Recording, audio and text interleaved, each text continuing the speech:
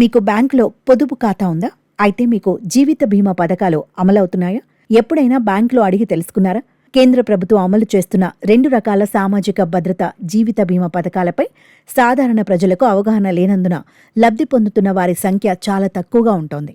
బ్యాంకులో పొదుపు ఖాతా ఉన్న ప్రతి వినియోగదారుని నుంచి ప్రధానమంత్రి సురక్ష బీమా యోజన కింద కేవలం ₹20 చొప్పున ప్రీమియం తీసుకుని 2 లక్షల విలువైన జీవిత బీమా కల్పిస్తున్నారు. ఏదైనా ప్రమాదం జరిగి ఖాతాదారుడు కన్నుమూస్తే ఆ సమాచారాన్ని బ్యాంకుకు నామినీ తెలియచేయగానే జీవిత బీమా పరిహారం కింద 2 లక్షలు చెల్లిస్తారు. తెలంగాణలోని మొత్తం 6,520 బ్యాంకు శాఖల్లోని 174.71 లక్షల మందికి ఈ పథకం కింద ప్రీమియం వసూలు చేస్తున్నట్లు బ్యాంకులు తాజాగా కేంద్రానికి నివేదించాయి. కానీ ఏడాదికోసారి ప్రీమియం సొమ్ము 20ని తన ఖాతా నుంచి మినహాయించుకోవాలని ఖాతాదారుడు బ్యాంకుకు రాతపూర్వకంగా సంతకం చేసి విజ్ఞప్తి చేయాలి.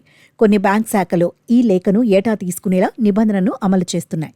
ఖాతాదారుడు ఆ లేఖ ఇవ్వడం మర్చిపోతే ప్రీమియం మినహాయింపు, బీమా ఆగిపోతున్నాయి. మరికొన్ని బ్యాంకులు ఒకసారి లేఖ తీసుకుని ఆటో డెబిట్ పేరుతో ఏటా ప్రీమియం సొమ్మును మినహాయించుకుంటున్నాయి. దీనివల్ల ఏటా ఖాతాదారుడు లేఖ ఇవ్వాల్సిన అవసరం ఉండదు. ఖాతాదారులు తమ బ్యాంకులో ఈ పథకం వివరాలు అడిగి క్రమం తప్పకుండా కొనసాగిస్తే ప్రయోజనకరం. ఈ జీవిత బీమాను బ్యాంకులు కల్పించాలి. కానీ కొన్ని బ్యాంకులు వీటిపై నిర్లక్ష్యం చూపుతున్నాయి.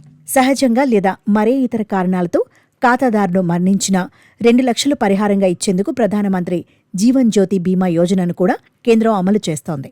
రాష్ట్రంలోని అన్ని బ్యాంకుల్లో కలిపి మొత్తం 78.61 లక్షల మంది మాత్రమే దీనిలో చేరి ప్రీమియం చెల్లిస్తున్నారు. దీనికి ఏటా చెల్లించాల్సిన ప్రీమియం బ్యాంకును బట్టి 450 నుంచి 500 వరకు ఉండటంతో ఎక్కువ మంది దీనిలో చేరడం లేదు.